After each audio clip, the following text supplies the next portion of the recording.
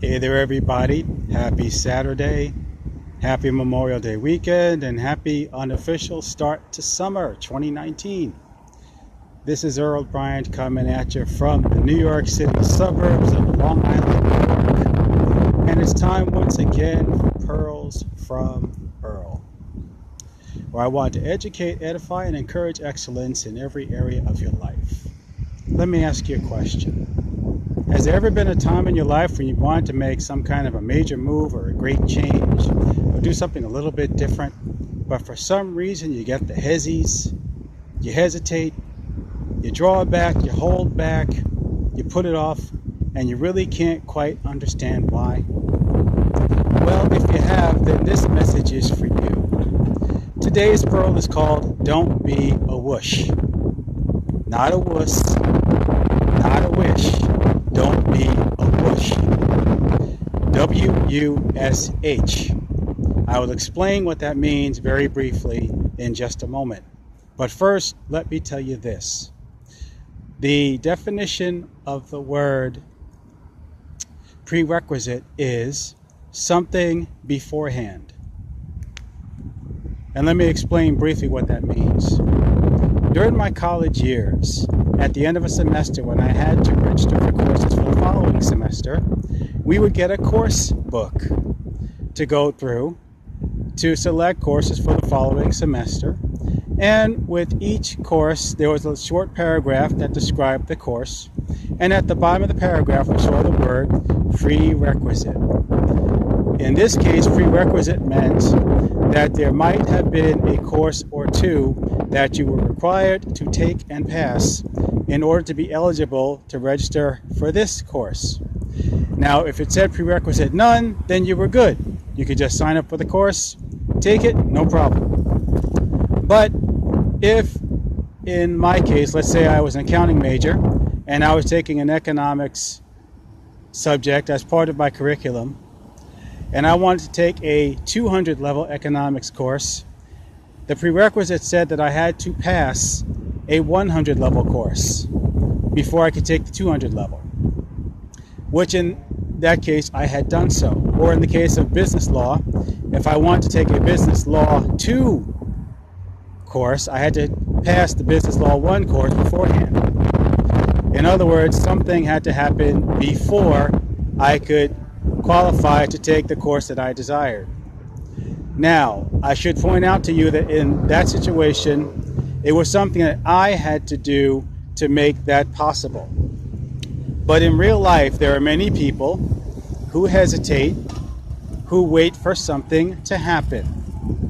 They wait for something ahead of time to give them the go-ahead to make the move that they want to make.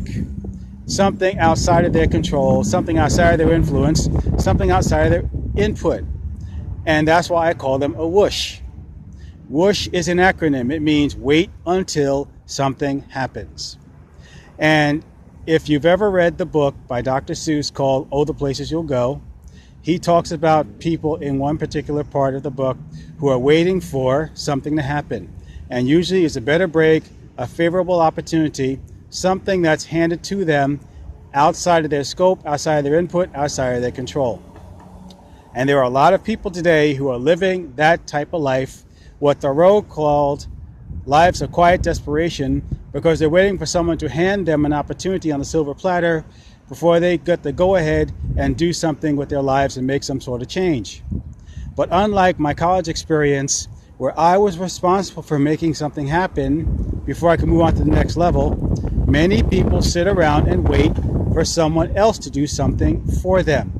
In the words of George Bernard Shaw, and this is his words, not mine, they are a selfish, feverish clod of ailments and grievances, complaining that the world won't devote itself to making them happy. Shaw also said that there are people who get along in life because they look for the situations and the circumstances that they want, and if they don't find them, they create them. They take the responsibility themselves. They take the bull by the horns. And in the words of Captain Jean-Luc Picard of Star Trek The Next Generation, they make it so. So what I'm saying to you is this. If you've ever been in a situation where you want to make some great move and you felt hesitant, you want to pull back, draw back, you're waiting for the perfect moment to bring things about, to take that next step, to move on to the next level. You have to understand that just like in tennis, if it's your serve, before any action can take place, the ball is in your court. It was von Goethe who said that until or unless one is committed, there is hesitancy. But once you make the commitment, all these different things begin to be put into motion that would not have otherwise occurred until you made the first move. So that's what I'm trying to get across to you today, is that sort of like what happened in my college experience. There were things that I had to do. There were activities I had to engage in. There were plans I had to put into motion. There were decisions I had to make and carry out before I could move on to the next level. And so it is with you and me in real life.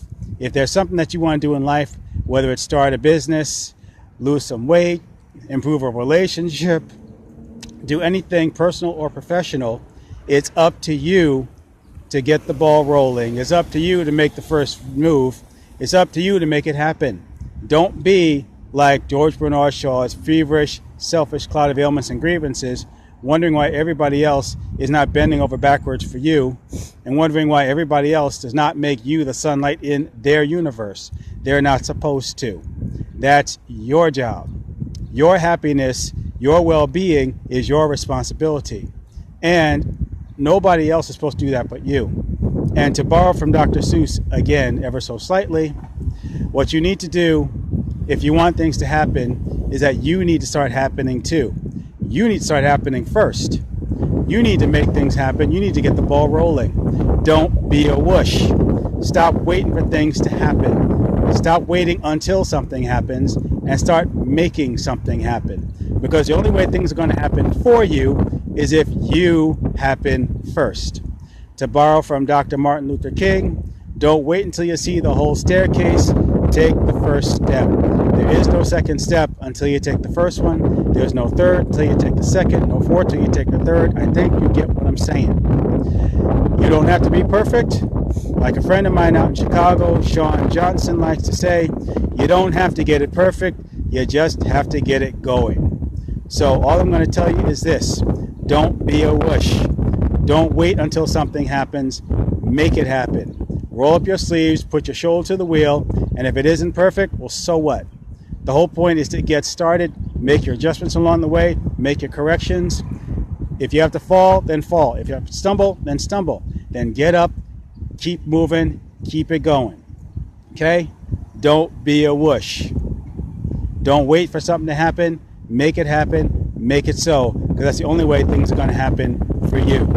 That is today's Pearl for Earl. It's my hope you got some value from what I just shared.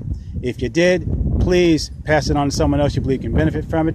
Also, like and subscribe so you can get more content just like what you just heard.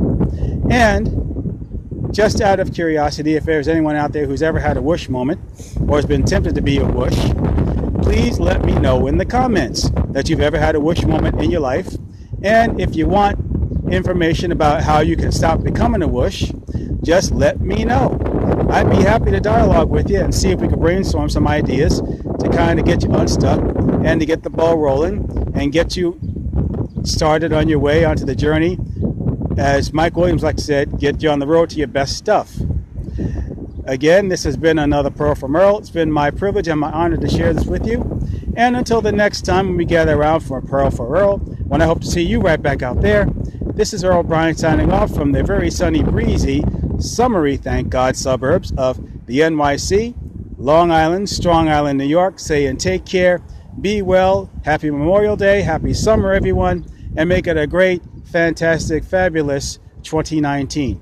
Bye for now, and take care.